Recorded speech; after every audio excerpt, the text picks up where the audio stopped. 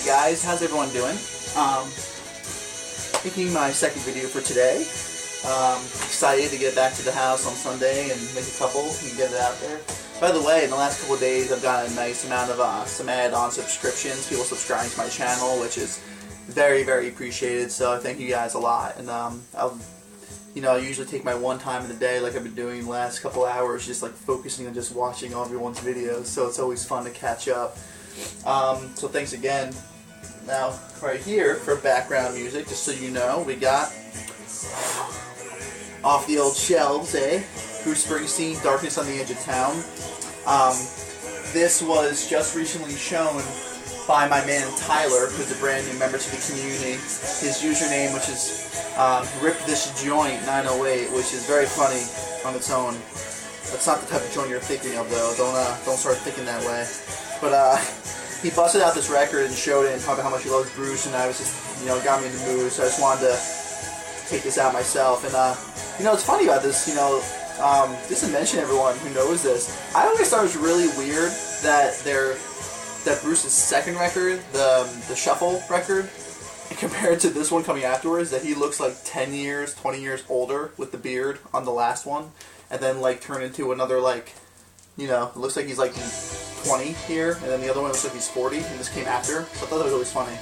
By the way, Adam Raised the Cain is probably like one of my favorite songs in this record, so awesome stuff right here.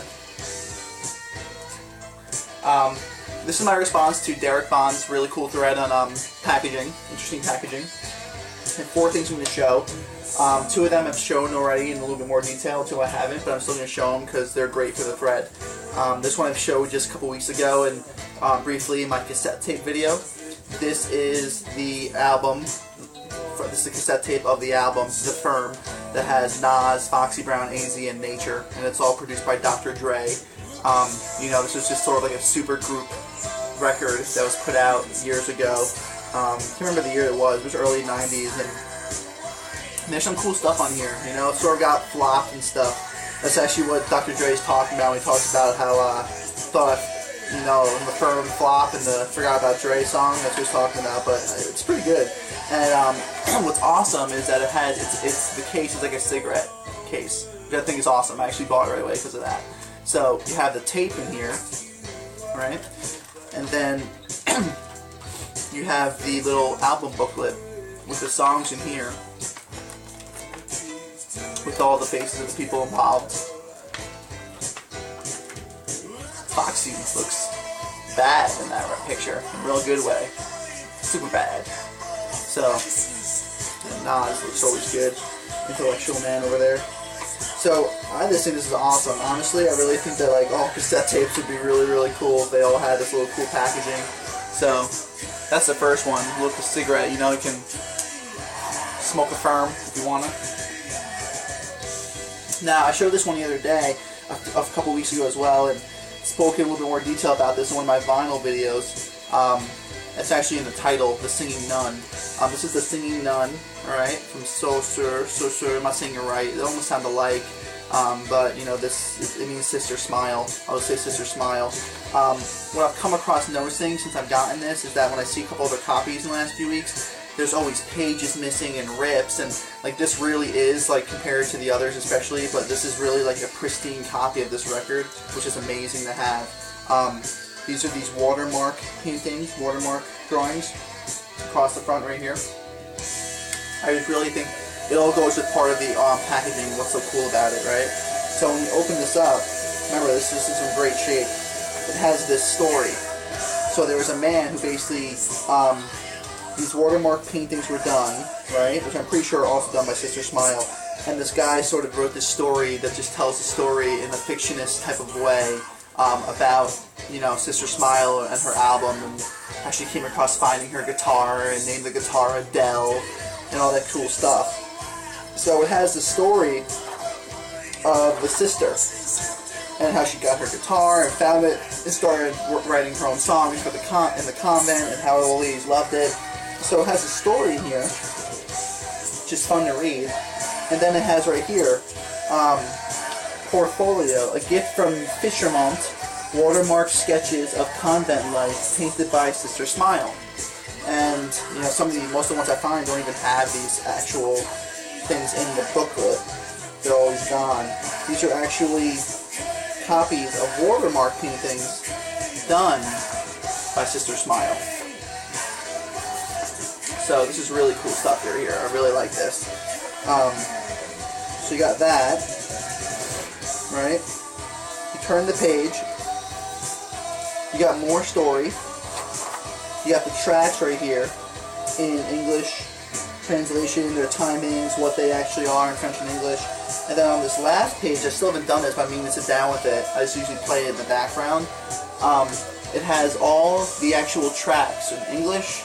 In French and the English translation. French, English. Titles and lyrics included. So you got all that, right? And then this is the last little thing that, you know, again, I'm glad I have this cool stuff.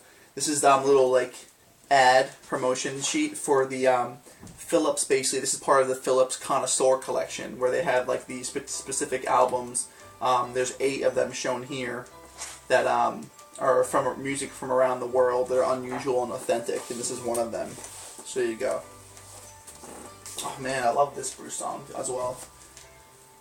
It comes in so strong. Alright, so that's 2. Get that baby in there. Sorry about that, wasting time here. Alright, this is one I don't really listen to this at all. I'm gonna be honest with you, I really just haven't. But I got it, and whenever I try to trade it to get some credit in another store, they don't take it, so I still have it. But it's good for the video, so now I know why I had it. Go for the thread.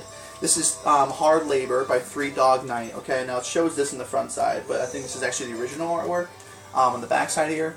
Now, the original artwork had the band members all in the hospital in their scrubs, and had this, looks like it's basically like not a real person, who has like a mask on the woman or whatever, right here. And then out of it, coming out of, you know, where the baby would come, not to get too graphic with my description, was their record, right? And then it was actually deemed obviously inappropriate, so then they made a re-release of the record. This is on Dunhill, by the way, and they put this big Band-Aid over it, and it's actually like a texture. Like, it's not just a picture of it, it's actually, you can put your nail up against this Band-Aid, it's actually this real piece of Band-Aid placed up against here. So that's pretty cool. Now furthermore, when you open it up inside, you have the record, right? And you see this is the label. See how it has that red label right there? Now, this is the same exact label that is on the actual record that is on the original cover that's coming out of the woman on the hospital bed, right? And then if you open this up, put this the right way for you guys so you can see how this looks. There is this really cool thing where the artwork inside here has all the band members pulling away at this, like, you know, at the actual sleeve, I guess is what you would say. And it has a circle opening so that you can see the actual record and the sleeve coming out. So, see? Now you see it. Now you don't. Now you see it. So you got that. And then this last little part of it, which is pretty funny and cool in the original, is that it comes with a folder. It's like a medical folder, and it has all the band members on this side. Hard Labor, Three Dog Night. And you open it up, and I haven't even read this ever in real detail. I know on the top here it has the actual information, I think, about the record. I'll be honest with you, I'm kind of reading some of this stuff right now on my own for the first time with you on the camera. Hospital Association, Newborn Identification, Mother's Right Index Fingerprint, which looks like an alien, Mother's Stamp, and then it has Infant's Left Footprint, Infant's Right Footprint, and it's just the vinyl record. So, you know, this little thing, little shindig, but it's cool for what it is by itself, you know? Maybe I'll spend some time and check it out once, but I remember reading that it wasn't really one of the highly regarded records from Three Dog Night, but I'm not really familiar with Three Dog Night in general, so it is what it is. But this is a cool package. Last but not least, I thought I'd show something a little different. I'm not sure if anyone's done this yet for the thread, but I thought maybe non-music related, I'd show a casing of a packaging for a movie. This is a DVD set that was given to me a couple of years ago as a gift of Park Chan-wook's Old Boy. I don't really know if it's worth...